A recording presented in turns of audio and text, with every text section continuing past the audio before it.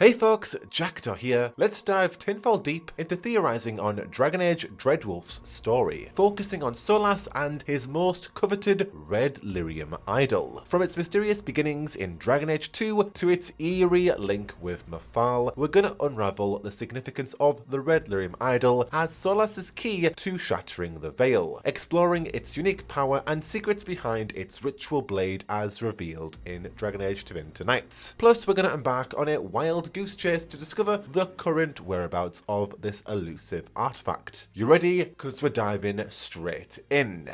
First up, let's talk about the idol and explore a few key details about it, as it's made its presence massively known in Dragon Age Dreadwolf based on its current teasers. Contaminated with the blight known to thin the veil and forces anyone who dares wield it to go mad, the Red Lyrium Idol holds immense significance for Solas. Despite its dangerous and crazy nature, Solas seeks the idol for more reasons beyond the destruction of his orb at the end of Dragon Age Inquisition. Apparently, the idol rightfully belongs to Solas, the Dreadwolf, who condemned those who misuse it. Described in the Dreadwolf Take You as a couple hugging or a god mourning her sacrifice, glowing like a lit ruby and carrying properties that cause madness, the idol was first discovered in Dragon Age 2 by Hawke within the ancient walls of the Primeval Tig. According to the Orzammar Royal Archives, the Primeval Tig predates the very first Blights, with its dwarven inhabitants apparently worshipping the idol. Additionally, the idol granted Meredith unnatural abilities including animating statues and limited flight. Now, most intriguingly and relevant, especially regarding the elven gods and potentially connecting them to the Blights, the Red Lyrium Idol possesses a haunting song, only audible to those who ingest Red Lyrium and succumb to the Blight. A very peculiar tie to Mythal speaking the calling, with the Red Lyrium Idol also singing a song related to the Blight, because the calling as we know it is an eerie symphony of songs, dreams and nightmares that haunt the Grey Wardens as they face Darkspawn unto their inevitable tainted demise. And this seemingly is a very similar song to those who blight themselves by ingesting Red Lyrium and then listen to the Red Lyrium Idol. Now firstly, Mythal's connection to the calling sparks questions about her role and the Blight. Did Mythal somehow unleash the Blight, maybe when she defeated a Titan? Did the defeat of this Titan thus result in a blighted Titan, henceforth triggering the Blight? Maybe a blighted Titan is the original source of the Blight, thus seeking revenge against the Evanurus as it tries to reconnect with its children, the dwarves, laying destruction at its wake. Now, this idea in particular is even more powerful because all Red Lyrium really is just blighted Lyrium. So, does the idol sing the same haunting melody as the Blight? And if so, does the idol sing the calling sung by Mythal? And was the idol made from a blighted Titan in the first place? And I think if we're throwing ideas like that out this early in the video, could an untainted raw Lyrium idol equally exist?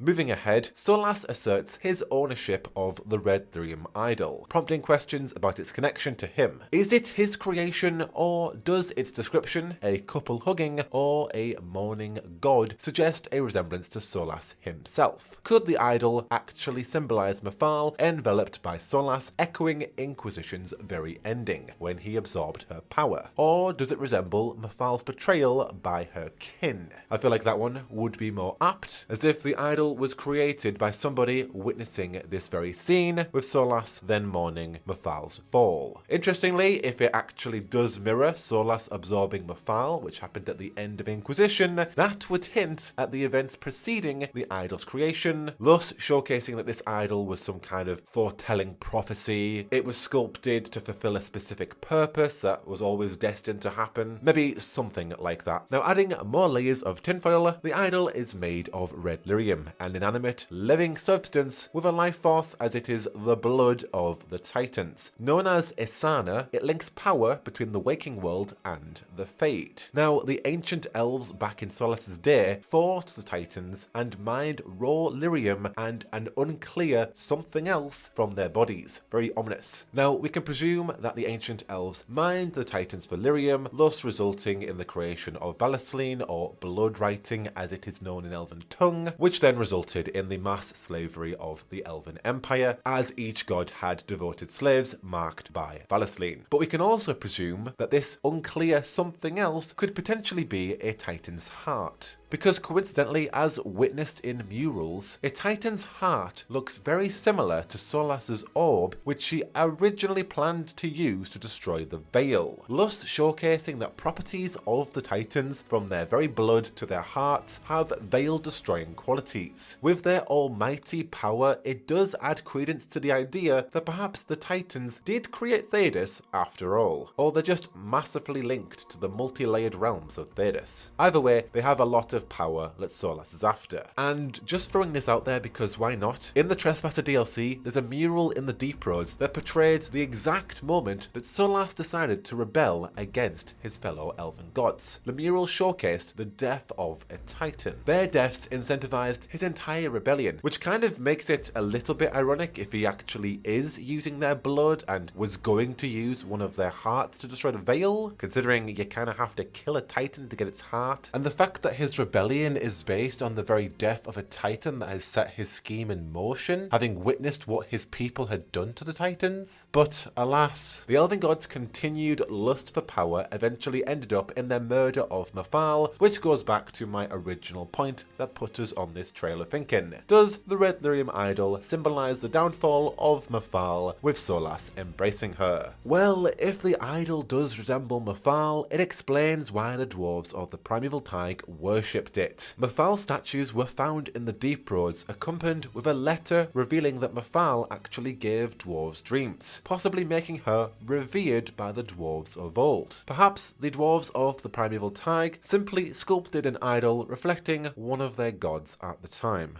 Now, shifting gears back to Solas, there are many reasons why Solas wants his idol back. We've explored its many properties. Red Lyrium itself can weaken the Veil, and as displayed by Meredith at the end of Dragon Age 2, this idol offers some insane powers, so perhaps Solas just wants it so he can fly around Thedas and animate statues to life. But no, I do believe there is a greater reason why Solas wants his idol back, and that is the idol's ability to transform into this ritual blade, as described in Tevinter Nights, and now shown in the 2022 Dragon Age Day cinematic. Now, the mural from 2018 has hinted at the pursuit of his Red Lyrium Idol, but this cinematic now reveals Solas holding up his ritual blade, poised to destroy the Veil. This is precisely why Solas needs the idol, in my opinion, to utilize its ritual blade aspect and destroy the Veil. This in-game cutscene, which was narrated by Varric, suggests that Solas either has or will retrieve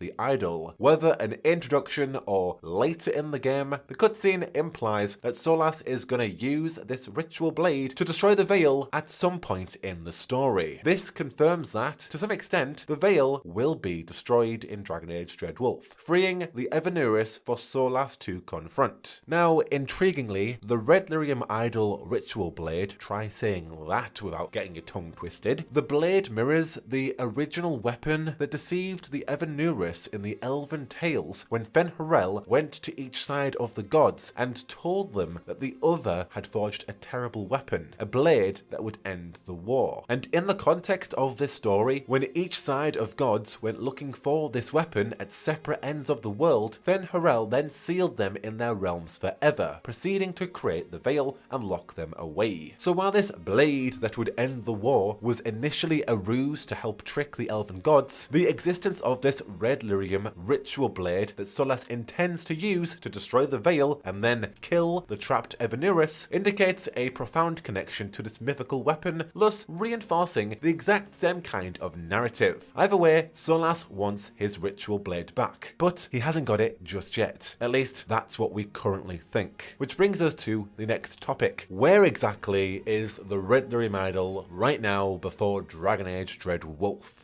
Well, our wild goose chase for the Red Lyrium Idol begins with revelations from Tevinter Nights and the Dragon Age comics Knight Errant, Deception, and Dark Fortress. So let's honk away on this trail. Contrary to popular belief, the Red Lyrium Idol did not meet its end when forged into Knight Commander Meredith's sword, which was destroyed in the final moments of Dragon Age 2. Instead, according to a Dalish Elf's dream, the idol somehow persisted within Meredith's petrified Red Lyrium statued body. This Dalish Elf arrived in Kirkwall seeking help to retrieve the idol, believing it held the key to freeing his gods based on his dream. Using a potion to soften the raw lyrium, the elf extracted the idol, only to be killed by Carter dwarves, who then sold it to Tevinter's House Kintara. Now, in pursuit of the Red Lyrium Idol, Elven Squire Vaya, representing the Inquisition, and other agents arrived at Tevinter's House Kintara. Vaya uncovered that an agent of Fen'Hrel, Gaius, impersonating the head of House Kintara, acquired the idol from the Carter dwarves in Kirkwall. Mistakenly, Gaius had sold the idol to Venatori magekiller Shirylus, thinking him to be an agent of Fen'Hrel. Shirylus, along with the Venatori being Magister Nanilius, Cedric Marquette, and Tractus Denarius, crafted a Red Lyrium sword from parts of the idol in Castilium Tenebris. After Vaya and her companions stormed Castilium Tenebris, Marquette tried to escape with the Red Lyrium idol. However, he was intercepted by Tractus Denarius, who threatened him for the idol. Observing through his network of Illuvians, Solas watched over Tractus Denarius as he now carried the idol. Tractus Denarius went to Navarra's Grand Necropolis for a ritual using blood magic, bound spirits, and the Red Lyrium Idol to push back Qunari forces. During the ritual, a spike of lyrium sprung from the idol, revealing it as a ritual blade. Accidentally summoning the Dreadwolf's attention, the ritual resulted in Denarius' death. The Dreadwolf ordered his demons to attack the Grand Necropolis, and a noble's son seized the Red Lyrium Idol, its ritual blade either shattered or retracted. The Mortalatasi searched for this noble son who held the idol, but he had fled into an under siege Tevinter, making it unsafe for pursuit. Now, Solas has claimed to Thedas' top spies that the idol ended up in an auction house in Limerin, where he retrieved it to further his plans. However, I personally believe that this was a ruse to keep everybody off his tail, as everyone in Dreadwolf TQ had a small lie in their accounts. Therefore, the last known whereabouts of the Red Lyrium Idol remain somewhere in war-torn Tevinter with a noble's son. But really, how is this actually all gonna go down? Will our new hero even have a chance to acquire the idol before Solas takes it and literally destroys reality? Or will Solas just have the idol in hand long before our new hero even arrives at the scene? Is the veil gonna come down straight away in Dragon Age Dreadwolf? What's the timing gonna be like if he's on the verge of getting the idol, and if the idol is literally the last thing Solas needs in order to destroy the veil and kill his former elven gods? And equally, as shown in that cinematic, in what regard is Solas going to destroy the veil? That seems like it's concrete going to happen based on that cinematic, but what can our hero do to stop that? To what extent is he destroying the veil? What about the Evanurus? What's gonna go down in Dreadwolf? I'm really excited, especially if the veil is indeed coming down to some regard. Either way, I'd love to know all of your thoughts on the fate of Fen'Hrel's idol and its implications in Dragon Age Dreadwolf as Solas' secret weapon. For all the latest on Dragon Age Dreadwolf, you're already in the right place. The Game Awards is almost upon us, and I can't wait to get my clown makeup on. But until then, I've been Jackdaw, and I should go. Whoa, whoa, whoa, whoa, whoa, whoa, whoa, whoa, whoa.